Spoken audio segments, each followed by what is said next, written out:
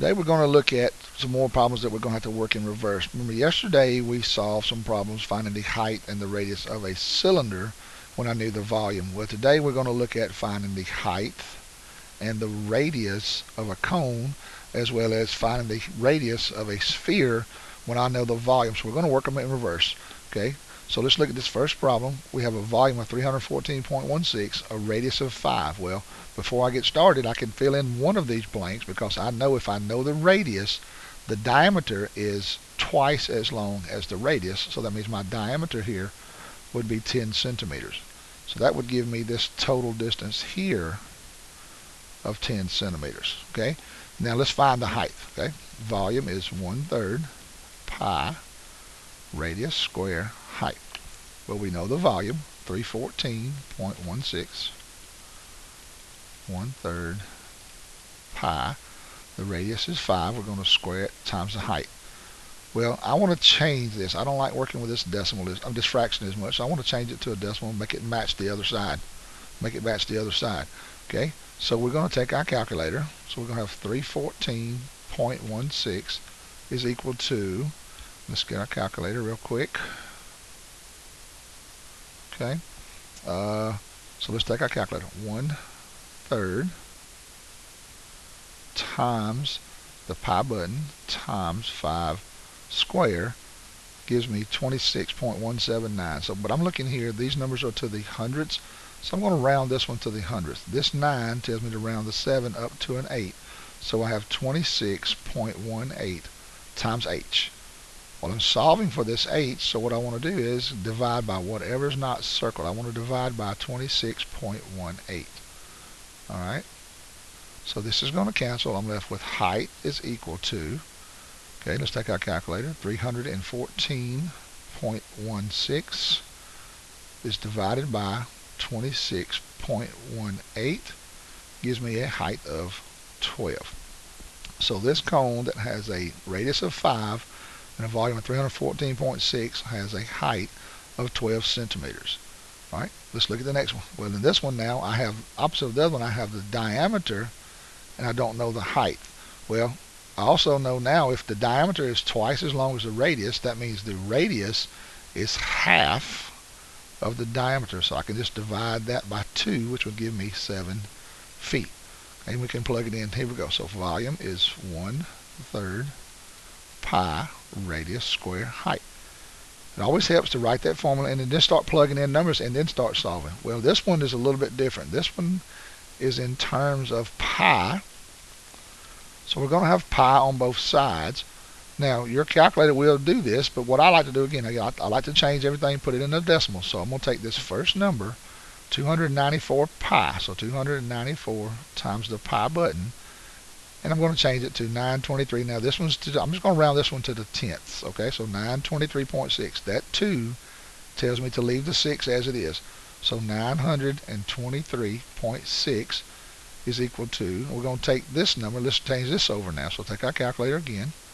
1 divided by 3 times the pi button times 7 square gives me 51.3. I'm going to round it to the tenth, so the 1 says leave the 3 alone.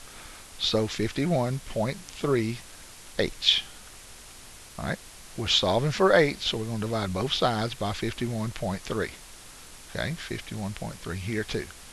So 923.6, oops, 923.6, did it again, 923.6, sorry, divided by 51.3 gives me 18 even. So the height for this cone is 18 feet. Okay, now let's look at one where we know the height but we don't know the radius. So it's still the same steps, except now we know another variable. But remember, in my formula, volume is 1/3 pi radius square height. The radius is squared, so at the end we're going to have to take the square root, but we can work that part when we get to it. So let's go. 65.97 is equal to 1/3 pi. We don't know r square, but we do know the height is 7. Okay, so 65.97 is equal to, let's change this number, 1/3 pi and 7, let's change it to a decimal. So 1/3 times pi times 7 gives me 7.3. Since this was rounded to the hundredths, I'm going to round this one to the hundredths. Well, that 0 says just leave it alone. So 7.33 r squared. Well, I'm solving for r, so I'm going to circle that. And I'm going to divide by whatever's left that's not circled. So divide both sides by 7.33. Okay? So 65.97 divided by 7.33. Oh, just 7.33, not 3 3s. Okay? Gives me a radius square of 9. Well, that is radius square, so remember, to find the square root, what I'm looking for is r. So to get that, I have to take the square root of both sides. The square root and the square cancel, and then the square root of 9 is 3. So the radius is 3 meters.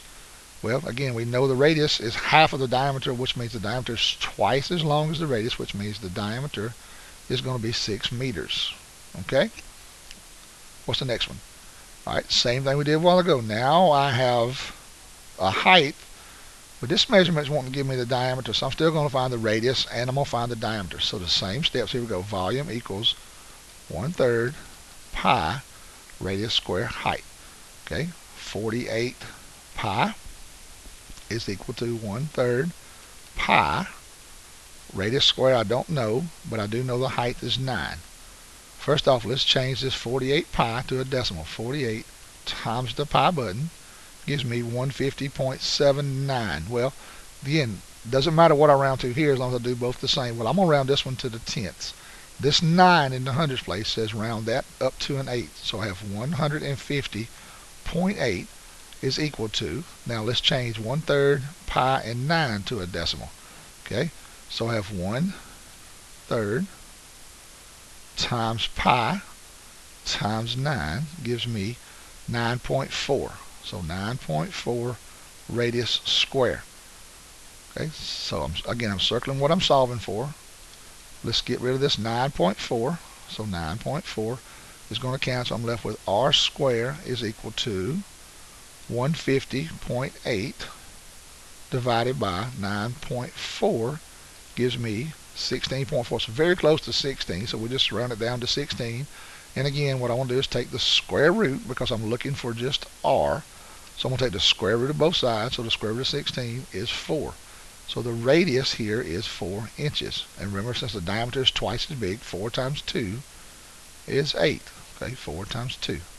The diameter is half of the radius. I'm sorry, radius is half of the diameter. And the diameter is twice as big as the radius. Okay. All right, let's see what else we have over here now. Okay, now we have a sphere. Well, the first thing I want to do is write my formula. Remember, the sphere formula is a little bit different. It's 4/3 pi radius. And since we don't have a height in a sphere, what we do is we actually take the radius and we multiply it times itself 3 times. In other words, we cube the radius. Okay, so let's take what we know.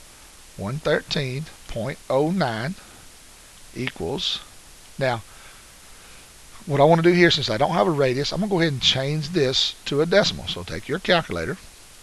4/3 times pi gives me, now since this is to the hundredths place, I'm going to round this one to the hundredths place. Well, the 8 in the thousandths place says round this one up. So right now I'm going to go with 4.19 radius cubed.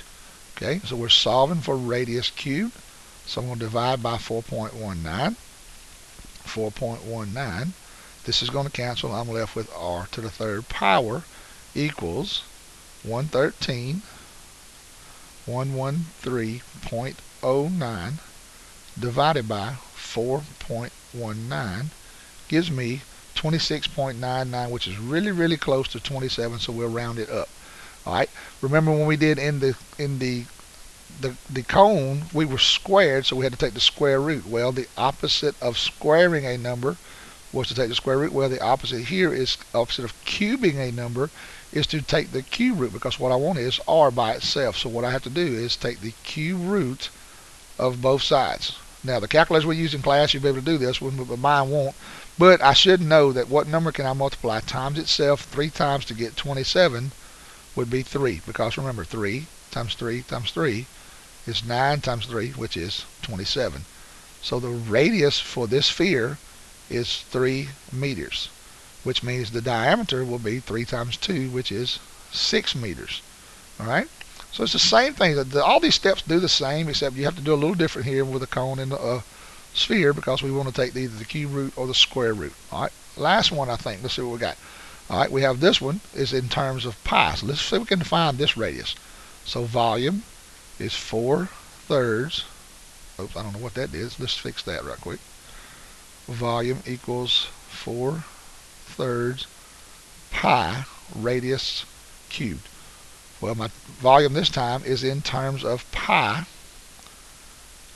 So let's go ahead and plug it in, and then we'll make the change. All right, let's get rid of this pi. So 972 times the pi button gives me 3053, and I'm going to round this one to the 10th. So that's 2 says leave it alone. So 3053.6. 3053.6 equals, now this one we did a while ago, if you will remember, I think it was 4.18. So I think we're going to round it up. Let's see what we got. So 4/3 times the pi button gave me 4.18. Well, this one is to the 10th, so I want to round this one to the 10th. Well, the 1 is in the 10th place. The 8 is in the 100th place. Well, the 8 tells me to round that up to 4.2 radius cubed. All right, again, we're solving for the radius, so we're going to divide that by 4.2. We're going to divide that by 4.2. This gives me r cubed is equal to 3053.6 divided by 4.2 gives me 727.0. So 727. Well, remember, I'm looking for the radius, so that means I have to take the cube roots of both sides. And if you remember, the cube root of 727 is 9, because remember, 9 times 9 times 9, we have 81 times 9, which gives me 727. So the radius of this sphere is 9 inches, which means the diameter is twice as big. So it's 9 times 2 is 18 inches. Okay? All right. That's it. We'll see you tomorrow.